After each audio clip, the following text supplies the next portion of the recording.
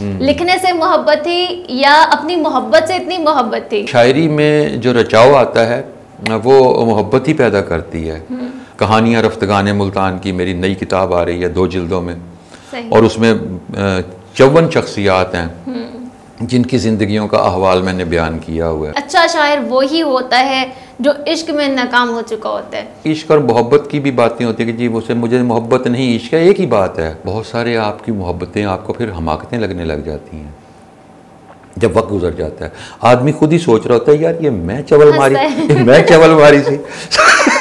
अस्सलामुअलैकुम नाजरीन, SG podcast के साथ मैं हूं आपकी मेज़बान फ़िज़ा हुसैन। नाजरीन, आज मेरे मेहमान बहुत ही ख़ास है, इसी वजह से आज मेरा पॉडकास्ट है। मैं खुद भी बहुत ही ज़्यादा एक्साइटेड हूँ क्योंकि शख्सियत ही ऐसी है जिन्होंने कलम को एक अहद बनाया, अल्फाज की रोशनी से सहावत के अंधेरों को दूर किया।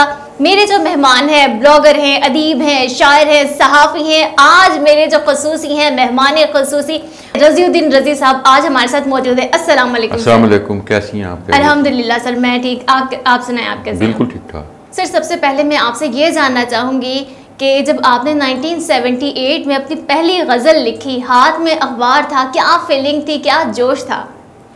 ऐसे ही होता है जैसे औलाद, पहला बच्चा पैदा हो, क्योंकि ये भी तख्लीक है, वो भी तख्लीक है। तो मैं बहुत एक्साइटेड था। गज़ल मेरी शाये हुई थी और 20 जून 1978 तारीख़ थी, मुझे आज तक याद है। और मेरी गज़ल जब शाये हुई तो मैंने दिखा नहीं सका था सबको। मैं दिखा के नहीं सके थे क्योंकि मैं ज़ाहिर स्टूडेंट था, तो चोरी छुपे शायरी करते थे हम, क्योंकि घर वालों से अखबार छुपाना पड़ता था कि अगर अखबार को छुपाना क्यों पड़ता था? ये शायरी उसमें होती थी इस वजह से कि बच्चा शायरी कर रहा है तो इस अच्छा सही वो नेगेटिव समझा जाता था। नेगेटिव समझा जाता था क्योंकि हम स्कूल में अच्छा उसमें नुकसान भी होते हैं जब आप लिटरेचर के, मैं जब तक शायरी और लिटरेचर की तरफ मैं नहीं आया था तो मैं क्लास में पहली पोजीशन हासिल करता था। ज़बरदस्त। पहली पोजीशन तसलसल के साथ मेरी आ रही थी नर्सरी से, लेकिन 78 के बाद फिर मैं वो पोजीशन खो बैठा था। फिर मैं दूसरे या तीसरे नंबर पर आ जाता था, तो वो मेरी चूँकि पूरी तवज्जो जो थी वो लिटरेचर की तरफ आ गई थी।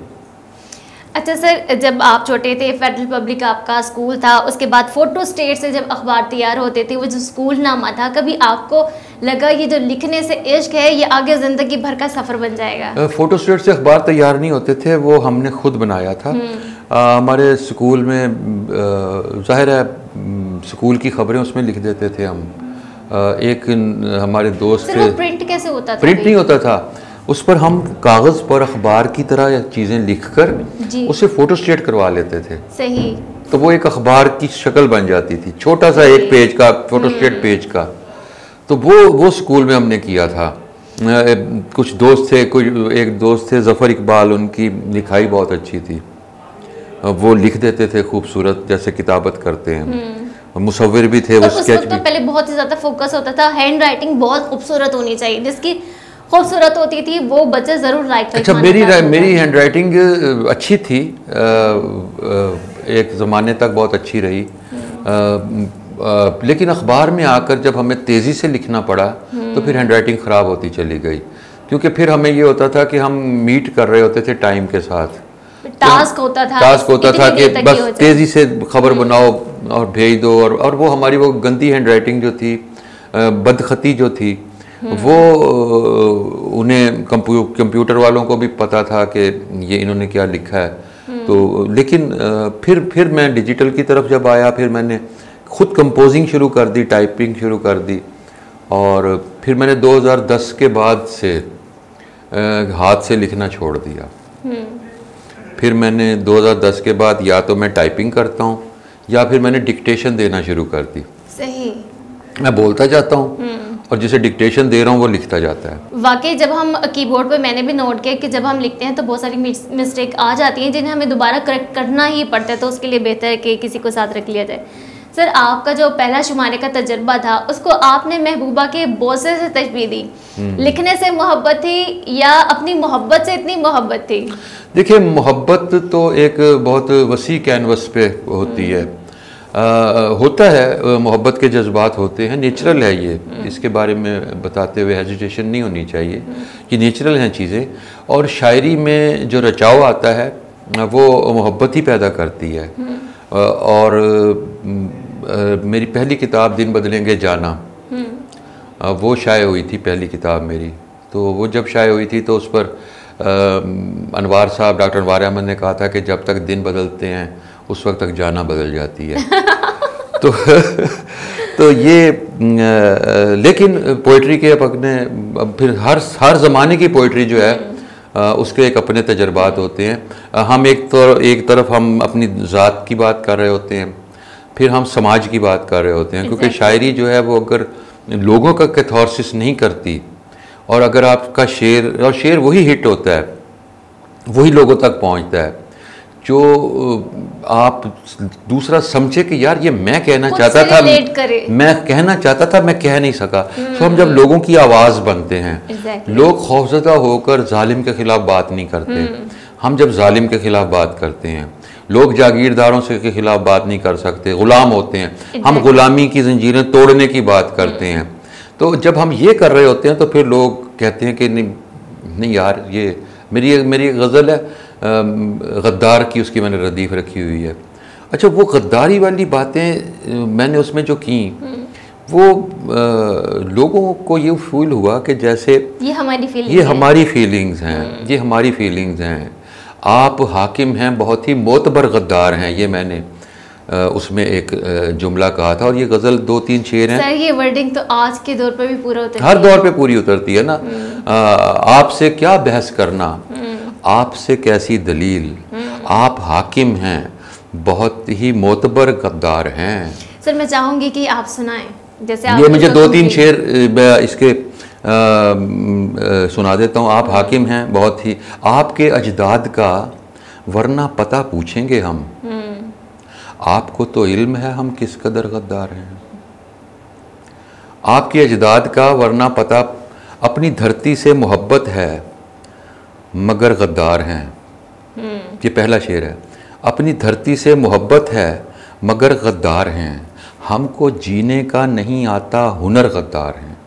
ये गज़ल है गद्दारों के हवाले से। और ये जब मैं पढ़ता हूँ तो लोग समझ रहे होते हैं, क्योंकि गद्दार स्टेज पे बैठे होते हैं। एग्जैक्टली।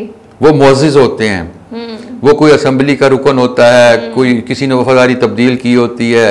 अब हर ज़माने के गद्दार और हर ज़माने के लोग, आज आप जिसे गद्दार समझ रहे हैं, कुछ लोगों के लिए वो हीरो होता है। और आज का हीरो कल गद्दार बन सकता है। एग्जैक्टली। कल का हीरो आज गद्दार बन सकता है। ये हमारे यहाँ एक खेल है जो, और इसको समझना, जब आप इसे समझ लेते हैं तो फिर आपकी शायरी हो या नसर हो, मैं नसर में भी कोशिश करता हूँ कि मैं आज के ज़माने की बात करूँ, आज के अहद को लूँ। मुल्तान पर भी बात करते हैं, मुल्तान के बारे में भी लिखते हैं। मुल्तान पर मेरी अब तक 7-8 किताबें आ चुकी हैं, सिर्फ मुल्तान के बारे में, मुल्तान की सकाफत के बारे में, मुल्तान की पर्सनैलिटीज़ के बारे में, मुल्तान के कल्चर के बारे में, मुल्तान से जो मुल्तान के शायर, अदीब, सहाफ़ी वफ़ात पा गए, कहानियाँ रफ्तगाने मुल्तान की, मेरी नई किताब आ रही है 2 जिल्दों में। और उसमें 54 शख्सियात हैं जिनकी ज़िंदगियों का अहवाल मैंने बयान किया हुआ है। अच्छा सर, जैसे आप माशाल्लाह बहुत बड़े शायर हैं, तो एक बात जो हम बचपन से सुनते आ रहे हैं कि अच्छा शायर वो ही होता है जो इश्क में नाकाम हो चुका होता है, ये कितना सही है और आप कितने इश्क में नाकाम हो चुके हैं? नहीं, नाकामी या कामयाबी तो इसमें पैरामीटर नहीं होता। इश्क जो है वो उसमें, अच्छा फिर एक इश्क और मोहब्बत की भी बातें होती है कि जी उसे मुझे मोहब्बत नहीं, इश्क है, एक ही बात है। अच्छा, लोगों ने बहुत सारी चीज़ें, बहुत सारे नाम, सर इश्क को भी इतना ज़्यादा कैटेगराइज कर दिया कि एक प्यार होता है, एक मोहब्बत होता है, एक इश्क होता है, और आजकल तो कहते हैं क्रश है। क्रश में आप हर बंदे को ले सकते हैं, ये एक अजीब चीज़ है। ये देखें, असल में ये एक ही कैफियत का नाम है। अच्छा, और मोहब्बत इंसान की फितरत में शामिल है। अच्छा, और मोहब्बत जो है वो उसको हमें, मैंने पहले भी कहा कि उसे वसी कैनवस पे देखना चाहिए हमें। और ज़रूरी नहीं कि इश्क में नाकाम या इश्क में कभी कोई नाकाम नहीं होता। वो कैसे? इश्क में नाकामी या कामयाबी पैरामीटर ही नहीं है। उसमें ये ज़रूरत ही नहीं है कि आपने कामयाबी हासिल कर लिया या नहीं की। आपने ये इसे आप कहते हैं कि वो एक बंदा है जो सोच रहा है कि यार मुझे तो इश्क है। अच्छा, बहुत सारे जो दूसरे को पता भी नहीं होता वो इश्क कर रहे होते हैं, तो ये भी कैफियत है वो भी। अच्छा, फिर उसमें बहुत सारे ऐसे जिससे प्यार करो और आगे वो धोखा देता तो लोग कहते हैं जी इश्क में नाकामी हो गई, फिर वो क्या होता है? अच्छा, धोखा भी आप नहीं कह सकते। देखें, ये वक्त वक्त की बातें होती हैं। हमें बहुत सारी चीज़ें, मेरी एक नज़्म है, जान के ही दुश्मन थे, उसका एक पैराग्राफ सुना रहा हूँ। जान के ही दुश्मन थे, जान से जो प्यारे थे, हम जहाँ पे जीते थे असल में तो हारे थे। वास्ता दिया जिसको वास्ता नहीं था वो, रास्ता कहा जिसको रास्ता नहीं था वो, किसने रद्द किया हमको, किसने क्यों भुलाया था, जिसको इतना समझे हम क्यों समझना आया था, अब समझ में आता है। सही। सो ये हमें चीज़ें जब वक्त गुजर जाता है ना, आप अच्छा बहुत सारे आपकी मोहब्बतें आपको फिर हमाकतें लगने लग जाती हैं जब वक्त गुजर जाता है। आदमी खुद ही सोच रहा होता है यार ये मैं चवल मारी थी तो ये वक्त की बात होती है, फेजेस होते हैं आप पर, ज़िंदगी में कई फेजेस आते हैं। फिर आप एक ऐसा फेज़ में आते हैं कि आप में ठहराव आ जाता है। फिर आपको अच्छा, जैसे शायरी है, जब हमने शायरी शुरू की तो उसमें पहली किताब में जज्बे ज़्यादा हैं। दूसरी किताब आई मेरी, ये पहली थी दिन बदलेंगे जाना, फिर मेरी किताब आई सितारे मिल नहीं सकते, वो हिट हो गई, नज़्म भी हिट हो गई, किताब भी हिट हो गई। अच्छा, उसमें भी जज्बे हैं, लेकिन जब मैं उससे आगे निकलता हूँ फिर मैं अलग की तरफ आता हूँ, फिर मैं जितना धड़का हूँ तेरे सीने पर आता हूँ, ये किताबें हैं, जितना धड़का हूँ तेरे सीने में, ये सारी किताबें हैं। जब इन पर आता हूँ ना, फिर यहाँ लफ्ज़ों के साथ हमें खेलना आ जाता है। शायर को लफ्ज़ों पर ग्रिप हो गई, आपको फिर अब मैं देखिए देखा है कितने गौर से उसने हमें, देख लेना अब हमें भी देखना आ जाएगा। ये अब देखने का देखिए का कितना तकरार है इसमें। इस तरह हम बहुत सारे फिर लफ्ज़ों की तकरार करते हैं, लफ्ज़ों के उलट फेर से लोगों को हैरान करते हैं। और फिर एक वो लम्हा, वो भी फिर ये भी एक नेचुरल बात है कि आपने ऑडियंस को कैसे, आप मुशायरे में जाते हैं, अब तो ऑडियंस इतनी होती भी नहीं, हुल्लड़बाजी हो गई, ऑडियंस को आपने कैसे कैप्चर करना है। सो उसमें ये है कि आप जाकर जब ओपनिंग सेंटेंस बोलते हैं तो आप वहाँ से उनकी नब्ज़ पर हाथ रखते हैं।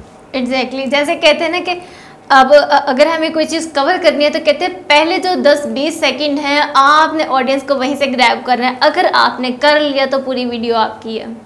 वो जो पहले 2-3 जुमले हैं ना, आपने उस पर आकर जब लोगों को अपनी ग्रिप में ले लिया, लोग जब आप स्टेज पर जाते हैं, अच्छा एक ना हमारा इम्पैक्ट भी बन जाता है। मिसाल के तौर पर मैं फराज साहब आते थे जब स्टेज पर, अहमद फराज साहब, तो लोगों को पता होता था कि यार अहमद फराज है, यार ये तो बहुत बड़ा शायर है।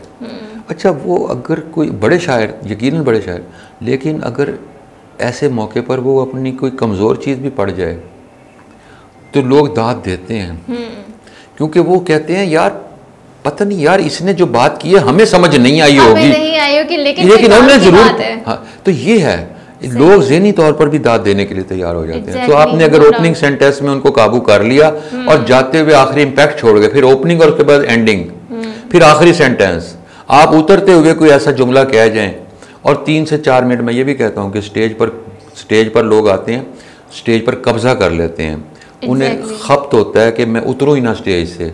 इसमें वकील, उन्हें महारत होती है, वकील हो, मौलवी हो, ये जो लोग स्टेज के लोग हैं, प्रोफेसर हो, वो ये स्टेज पर आ जाए, इन्हें उतारना मसला होता है। लेकिन आप अगर 3 से 4 मिनट के दौरान अपनी गुफ्तगू ख़त्म करके और लोगों को गिरफ्त में लेकर उतर आते हैं तो इससे बड़ी कोई कामयाबी नहीं।